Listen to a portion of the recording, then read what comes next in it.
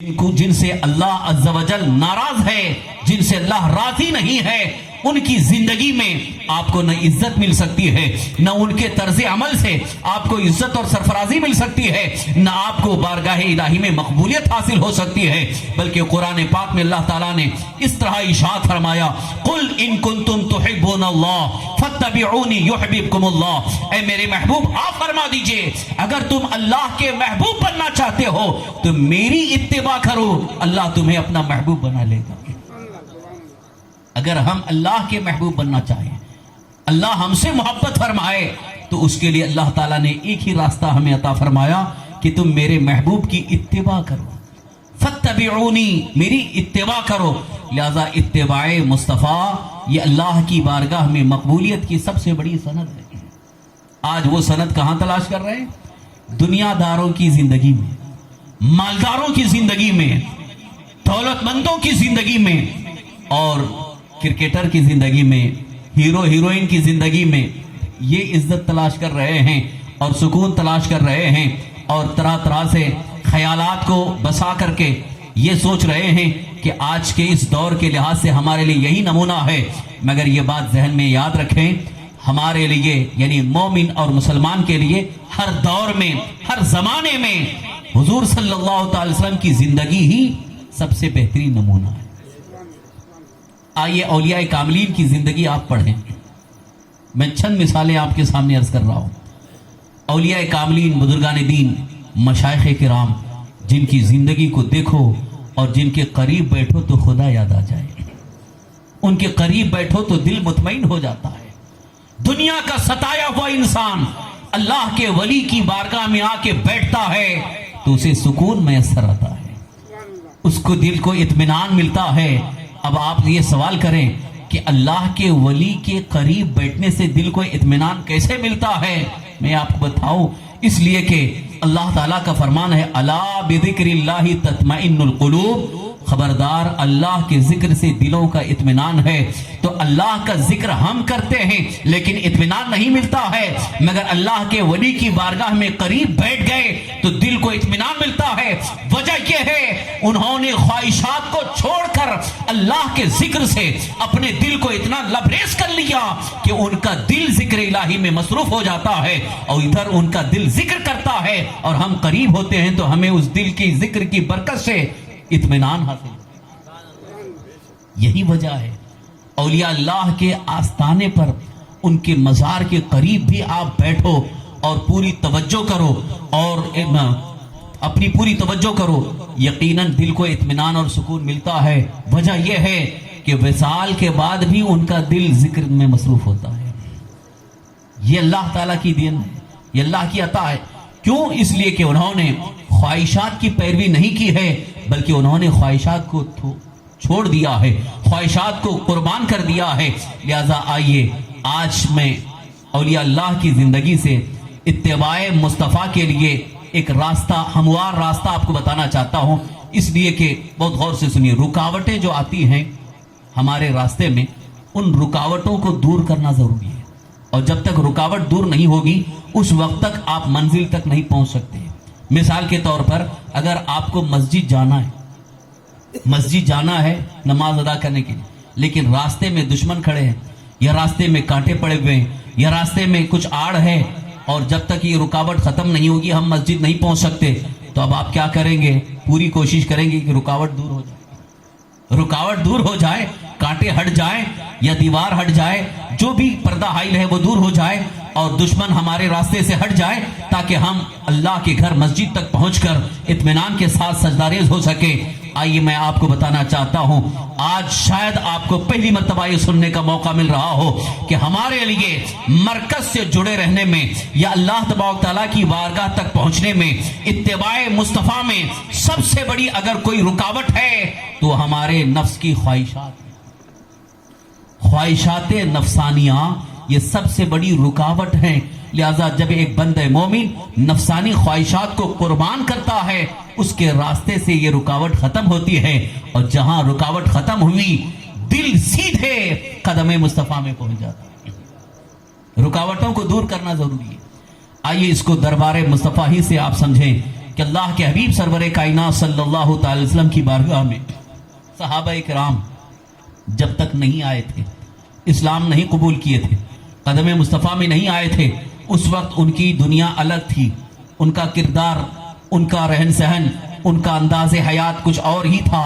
لیکن انہوں نے سب سے پہلے رکاوٹ کو دور کیا، خواہش نفس کو انہوں نے اپنے قدم کے نیچے کچل دیا، بارگاہ مصطفیٰ میں پہنچے، اور جیسے ہی دل بارگاہ مصطفیٰ میں پہنچا ہے اس کے بعد وہ ایسے سرشار ہو گئے کہ پھر زندگی کی آخری سانس قدم مصطفیٰ میں نکل گئی. یہ ان کا کمال تھا. انہوں نے خواہشات نفسانیہ کو قربان کر دیا تھا، اپنے نفس کی خواہشات کو بالکل ہی کچل دیا تھا. اور آج ہمارا حال یہ ہے کہ ہم خواہشات نفسانیہ کے پیچھے پڑ چکے ہیں، اس وجہ سے مرکز تک پہنچ نہیں پا رہے ہیں. بلکہ میں کھل کر کے عرض کروں گا کہ وقتی طور پر چند نمازیں ادا کر لینا، جمعہ عیدین ادا کر لینا، وقتی طور پر رمضان شریف میں روزے رکھ لینا، وقتی طور پر زکوٰۃ ادا کر لینا، یہ مرکز تک پوری طرح سے پہنچنے کی ایک بڑی دلیل نہیں ہے، بلکہ یہاں دور ہونے کی بھی صورت پیدا ہو سکتی ہے. اس لیے کہ جو شخص ابھی تک خواہشات نفسانیہ کو قربان نہیں کیا ہے، ہو سکتا ہو نماز کو چھوڑ دے.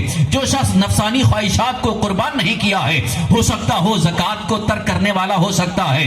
جو شخص قربانی نہیں دے پا رہا ہے، نفس کی خواہشات کو کچل نہیں پا رہا ہے، وہ پوری طرح سے رمضان شریف کے روزوں کا حق ادا نہیں کر سکتا.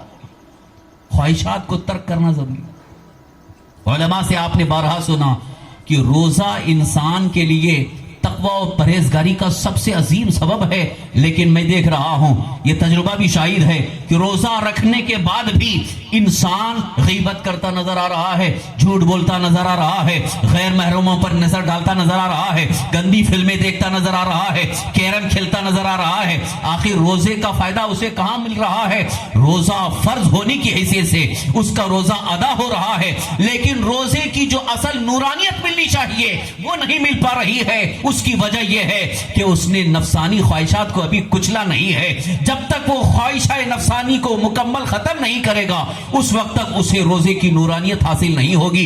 اب آئیے، اس بات کو آپ نے جب سمجھ لیا کہ خواہشات نفسانیہ کو کچلنا ضروری ہے، تب جا کر کے ہم اپنے مرکز تک پہنچ سکتے ہیں. اور مرکز سے جڑنے کے بعد پھر کبھی وہاں سے ہٹ نہیں سکتے. اس کی صورت کیا ہو سکتی ہے؟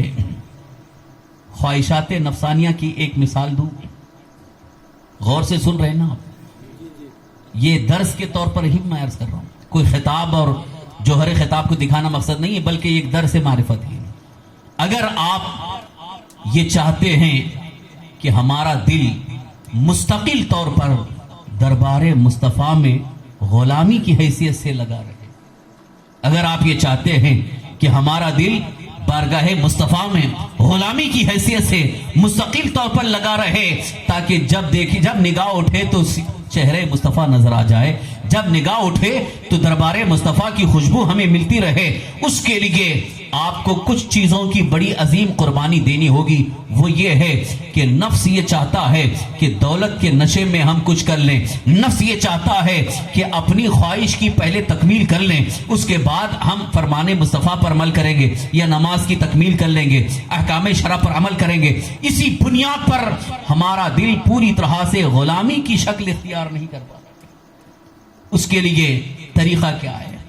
حضرت سیدنا امام غزالی رحمۃ اللہ تعالی علیہ فرماتے ہیں کہ دل کو دربار مصطفیٰ میں غلامی کی حیثیت سے لگا رہنے کے لیے جب بندہ کوشش کرتا ہے تو اس کے لیے سب سے پہلی چیز یہ ہے کہ وہ بارگاہ مصطفیٰ میں پوری توجہ کے ساتھ درود شریف کثرت سے پڑھتا شروع کر دے، درود شریف کثرت سے پڑھنا شروع کر دے.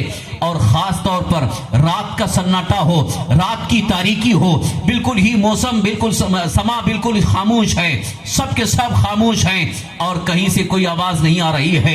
اب آپ اٹھ کر کے توجہ کرو بارگاہ مصطفیٰ کی طرف، گنبد خضرا کی طرف لو لگاؤ اور دل کو قدم مصطفیٰ میں ڈال دو، درود شریف پڑھو. اور پھر جیسے جیسے خیالات آنے لگیں گے، بہت سارے خیالات آنے لگیں گے، اور جو خیالات آ رہے ہیں دنیاوی خیالات، تصور یہ کریں کہ ہم ان کو قدم کے نیچے دبا رہے ہیں، تصور یہ کریں کہ میں قدم کے نیچے اسے روند رہا ہوں.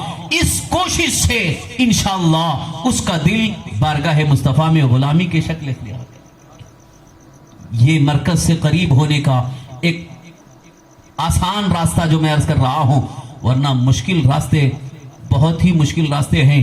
उन मुश्किल रास्तों से औलिया कामलीन बारगाह मुस्तफ़ा में पहुंचे, वो हमारे लिए थोड़ा सा वक्ती तौर पर मुश्किल नजर आएंगे। जैसा कि अगर हम ये कहें कि दिल ये चाह रहा है कि हम अच्छा कपड़ा पहने, अगर आपने अच्छा कपड़ा छोड़ दिया, ये ख्वाहिश नफ्स को आपने कुचल दिया। ये आज के हालात में हमारे लिए थोड़ा मुश्किल हो जाता है। हजरत इमाम गजाली रहमतुल्लाह अलैह फरमाते हैं, दिल अगर ये चाह रहा है मुझे आज अच्छा खाना चाहिए, बेहतरीन ग़िज़ा चाहिए, अच्छा लजीज खाना चाहिए, उस वक्त आपने लजीज खाना न खा करके बिल्कुल सूखी रोटी और दाल खा लिया, ये आपने नफ्स को, ख्वाहिश को कुचल दिया है। ये तरीका जो कि बुजुर्गान दीन का बड़ा मुश्किल तरीका है, वहां तक के लिए हमारे लिए कुछ मुश्किलात तो हो सकती हैं, लेकिन मैंने इसीलिए पहले आपको आसान तरीका बता दिया है। अब उसके लिए एक सूरत ये भी हो सकती है, ये बहुत ही मुनासिब सूरत है, ये ट्रेनिंग की एक बेहतरीन सूरत है। जैसे अगर हम किसी को किसी चीज से रोकना चाहते हैं, जैसे बच्चे को अगर हम किसी चीज से रोकना चाहते हैं, अगर हमारा बच्चा कोई चीज मांग रहा है और हमें मालूम है कि वो चीज देंगे तो उसको नुकसान पहुंचेगी, लेकिन बच्चा जिद कर रहा है, बच्चा मानने के लिए तैयार नहीं है, तो हम तो जानबूझ करके उसको नुकसान पहुंचाने वाली चीज तो नहीं देंगे। कोशिश ये करेंगे उसके बदले में कोई ऐसी चीज दे जिससे वो बच्चा मुतमईन हो जाए, उसके बदले में कोई ऐसी चीज उसके हाथ में थमा दे जिससे उसका दिल मुतमईन हो जाए। ये हमारा नफ्स भी बच्चे की तरह, इन्ना नफ्स कत्तिफ़, नफ्स हमारा बच्चे की तरह है, बार बार अच्छी चीज मांगता है और आपने उसकी हर ख्वाहिश को पूरा करना शुरू कर दिया। जैसे कि आज हमारा हाल ये है, आज हमने बिरयानी खाई है, कल हमारी ख्वाहिश ये है कि चाइनीज खाना है, दूसरे दिन हमारी ख्वाहिश है कि उससे अच्छा खाना चाहिए। आज लोगों का हाल ये है, बंबई से लेकर भिवंडी तक जाते हैं अच्छा खाने के लिए, लेकिन कभी उन्होंने ये नहीं सोचा होगा कि अच्छा खाने की ख्वाहिश तो हो रही है, लेकिन कभी इस नफ्स की ख्वाहिश को कुचलने की हम कोशिश कर सकते हैं कि आज हमारा नफ्स चाह रहा है अच्छा खाने की, लिहाजा हम उस नफ्स को अच्छा खाना न देते हुए उसको हम सूखी रोटी दे दें, दाल खा करके इक्तफा कर लें। कभी आपने इस तरह की कोशिश की है? मैं ये आपको तरबियत इसलिए दे रहा हूं, जिस दिन से आपने ये तरबियत शुरू कर ली, इंशाअल्लाह बड़े बड़े हराम बल्कि आम तौर पर मकरूहात से भी आप महफूज हो जाएंगे, मकरूहात से आप महफूज हो जाएंगे। ये नफ्स को कुचलने का, ख्वाहिशात नफसानिया को पीछे डालने का एक बेहतर तरीका यही है। एक मर्तबा हजरत सैयदना अबू मूसा अशरी रदियल्लाहु ताला की बारगाह में अच्छा खाना पेश किया। गौर से सुनिए, हजरत अबू मूसा अशरी रदियल्लाहु ताला सहाबी रसूल हैं, बारगाह मुस्तफ़ा की तरबियत याफ्ता हैं। उनकी बारगाह में जब खाना, अच्छा खाना आ गया तो उनके आंखों में आंसू आ गए। आज अगर अच्छा खाना नहीं होता है तो लोगों को रोना आता है। उल्टी दुनिया है, तब्दीली यही मैंने कहा था। आज तब्दीली इतनी आ गई है कि अच्छा खाना नहीं है, थोड़ा सादा खाना है, दाल चावल सब्जी है, तो आज रोते हुए कहते हैं अरे अच्छे दिन चले गए, बुरे दिन आ गए। मैं तो कहता हूं यही अच्छे दिन है, यही हमारे लिए अच्छे दिन हैं। इसलिए कि जो खुराफात हो रही थी, जो ख्वाहिशात नफसानिया की तकमील हो रही थी, उसमें ब्रेक लग गया, उसमें रुकावट आ गई है। ये हमारे लिए बहुत अच्छे दिन हैं, इसलिए कि अगर अच्छा खाना नहीं मिल रहा है, शुक्र करो अल्लाह का, इसलिए कि अल्लाह तबारक तआला ने हमें ख्वाहिशात नफसानिया को रोकने का एक बेहतर जरिया पैदा फरमाया। जो शादियों में लाखों रुपए खर्च कर रहे थे, वो लॉकडाउन की वजह से उन्होंने पैसा कम खर्च करना शुरू किया। तो मैं तो कहता हूं ये लॉकडाउन भी एक तरह से हमारे लिए नेमत है। और कितने लोगों ने हमसे खुद कहा कि पहले लॉकडाउन में कभी हमने जिंदगी में इतना कुरान नहीं पढ़ा था जितना हमने लॉकडाउन में कुरान शरीफ पढ़ा। तो मैंने कहा यह वाकई लॉकडाउन भी तो अल्लाह की नेमत ही हो गई।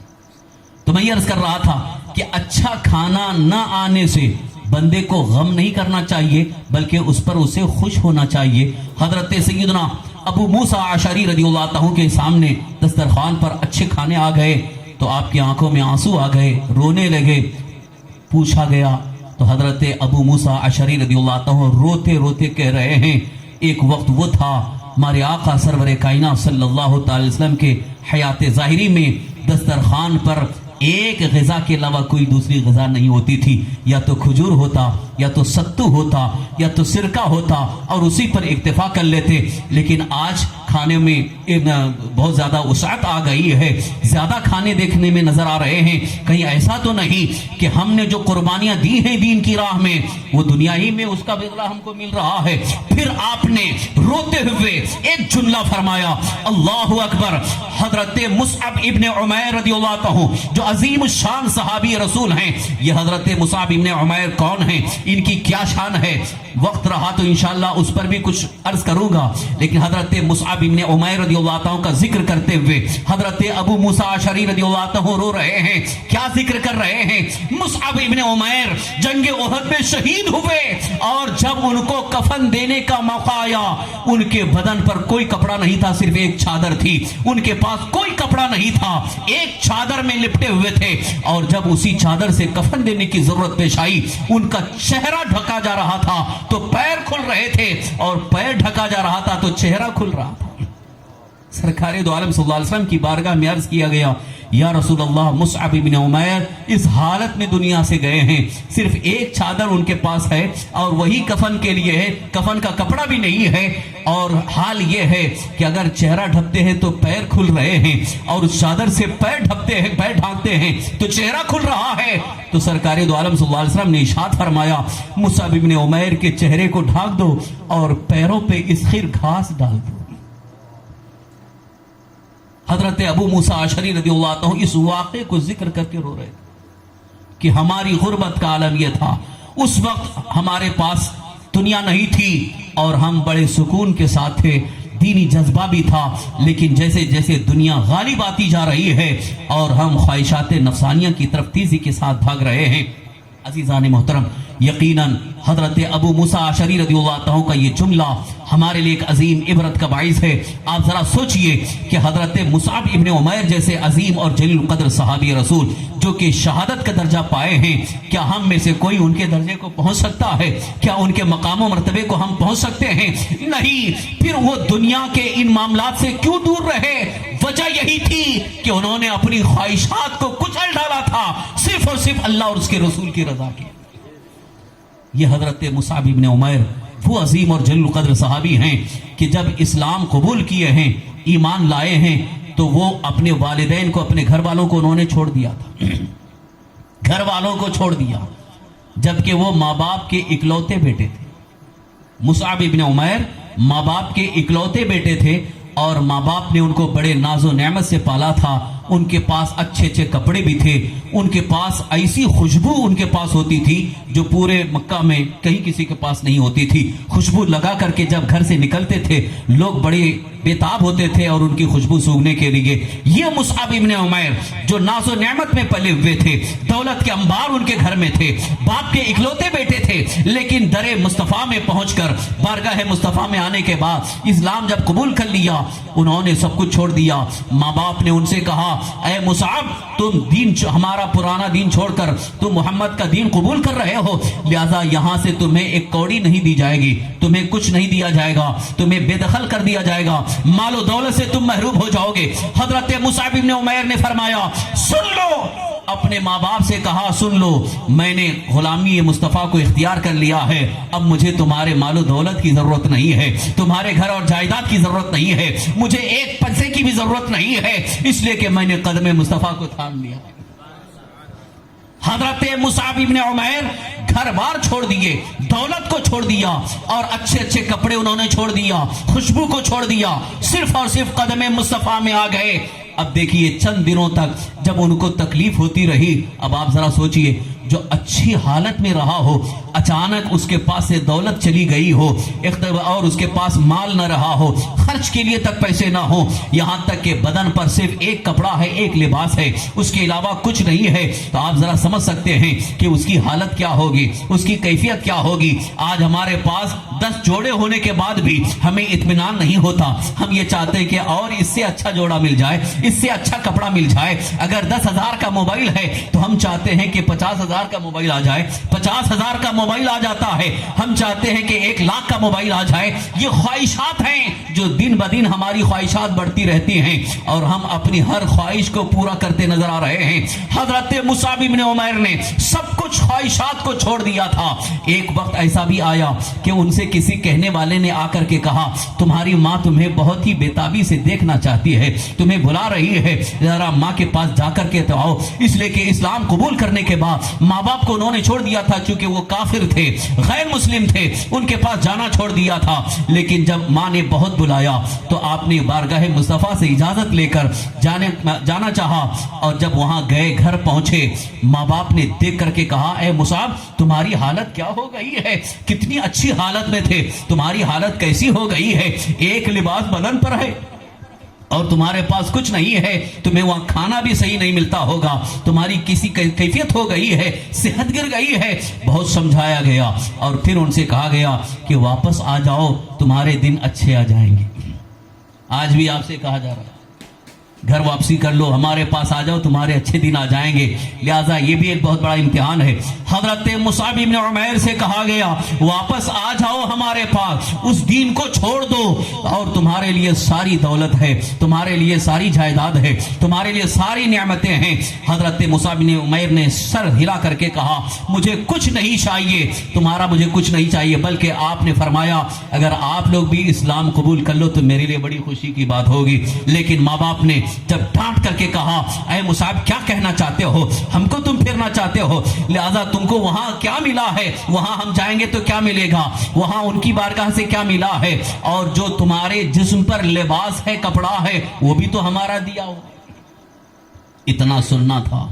حضرت مصعب بن عمیر گئے, ایک چادر لے کر کے آئے اور اسی چادر سے اپنے آپ کو لپیٹ لیا اور لباس اتار کر کے ان کے پاس رکھ دیا, کہا یہ لباس بھی آپ لے لو. یہ ہے خواہشات نفسانیہ کو ترک کرنے اور قربان کرنے کی مثال. کس طرح سے انہوں نے اللہ کی رضا کے لیے, اللہ تعالیٰ کے دین پر عمل کرنے کے لیے سب کچھ چھوڑ دیا تھا. آج میں اپنے نوجوان ساتھیوں سے, اپنی ماں بہنوں سے اور بچیوں سے ایک بات پوچھنا چاہتا ہوں, کیا کبھی ہم نے اللہ اور اس کی رسول کی رضا کے لیے اپنی خواہش کو کچلنے اور اس خواہش کو قربان کرنے کی کبھی سوچا؟ کبھی نہیں سوچا ہوگا. اور اگر نہیں سوچا ہے تو میں آپ سے التجا کروں گا, التماس کروں گا, آج سے آپ خواہشات کو کچلنا شروع کر دیں. آپ دیکھ لیجئے چند دنوں کے بعد آپ کی زندگی میں کیسے انقلاب پیدا ہوتا ہے. دنیا اگر آپ کو کچلنا چاہ رہی ہے لیکن آپ نے خواہشات کو کچل دیا ہے تو اللہ تعالیٰ آپ کی زبان میں وہ تاثیر عطا فرما دے گا کہ آپ ادھر زبان سے بارگاہ مولا میں عرض کریں گے اور وہ جو کچلنے والے ہیں وہ آپ کے قدموں کے نیچے آ جائیں گے. آپ نے نہیں دیکھا سیدنا خواجہ غریب نواز رضی اللہ عنہ کی زندگی, سرکار خواجہ غریب